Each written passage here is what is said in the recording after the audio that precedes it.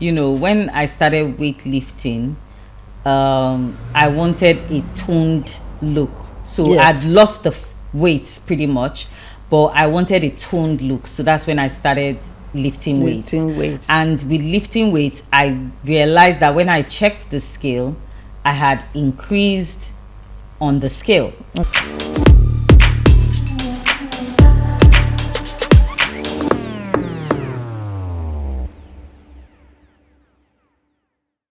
Welcome to Wellness Waves Undiluted. I'm your host, Lika. And I'm your co-host, Monica Emunjeze.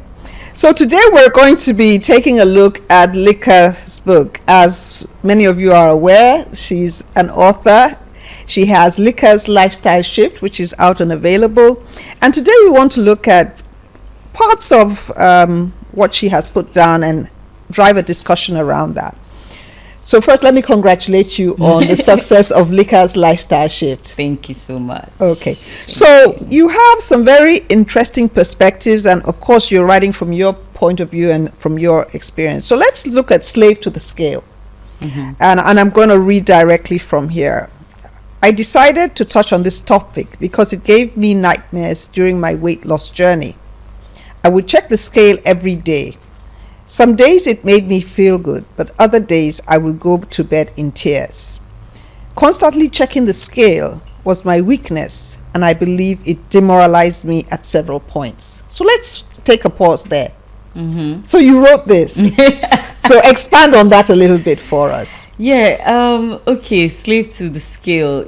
Okay, so when I started the journey, obviously I was a bit, that need to see results, right? So I was at that point where I'm always like, how am I doing? Oh, I did this workout, how am I feeling?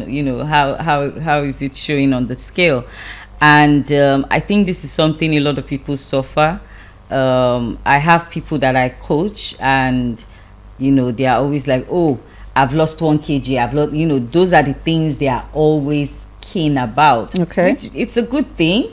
But I think my messaging here is more of don't be a slave to the scale. Okay, excellent. So moving on, and I'm going to read a little part. It says, it is easy to give up if you check the scale and don't see the shift you believe you deserve.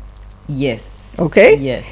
You said it is demoralizing. So link that to what you have seen. When you feel you're putting in the work, you're constantly putting in the work, and maybe you have dropped by only 1 kg in a month, right? That can demoralize you. Absolutely. You just feel, what's the point? Okay, right? So you go on further to say, I use it as an accountability measure for my clients, and also use it to know your BMI during the client assessment stage. So maybe let's talk a little bit around the BMI, right? Okay. So with the BMI, it's pretty much an index to know where your body mass. So it's called the body mass index, right? And you're trying to be sure on if you're within so based on your age, and height, you're supposed to have it's a specific index, a range.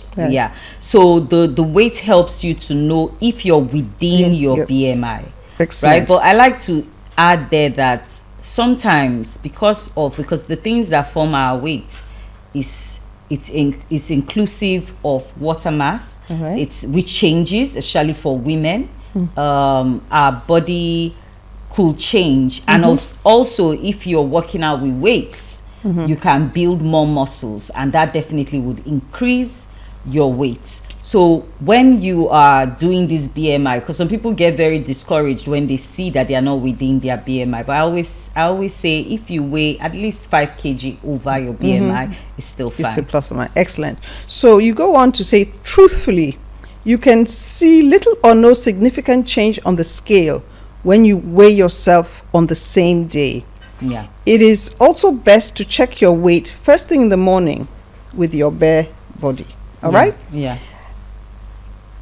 You go on to advise a weekly weight check during your weight loss journey. So why do you? Why weekly? Why weekly? Okay, so for people like me, that at the time where I was trying to lose weight, I was very conscious of it. You pretty much can't do anything about it. You find yourself checking. Okay. So the advice for such people that are crazy about checking, they just have that instinct to check. A weekly check is okay. Excellent. Excellent. A weekly So check is fine. you write here, if it is positive, it acts as a motivator to carry you on the journey. Definitely. But when it is negative, don't give up. Yeah. Use it as a motivator to carry on and put in more work. Yeah. Then you go on to talk about strength exercising, weightlifting. Yeah. You notice that when you started strength exercising, you added a few pounds on the scale. Yeah. But your waist and arm measurement dropped significantly. Yeah. Okay? Yeah. So as you explained here, the book goes on to say it is important to note your weight on the scale as a combination of body mass, which includes water, body fat, and muscles. Yeah. When your muscles increase due to weightlifting, you can increase on the scale, but your outlook will be better and more toned. Yeah. Yes? So that was my case. When I started weightlifting, I wanted a toned look. So I'd lost the weight pretty much, but I wanted a toned look. So that's when I started lifting weights. And with lifting weights, I realized that when I checked the scale, I had increased on the scale. Okay. So for some people, that can just discourage them that, oh, am I getting big again?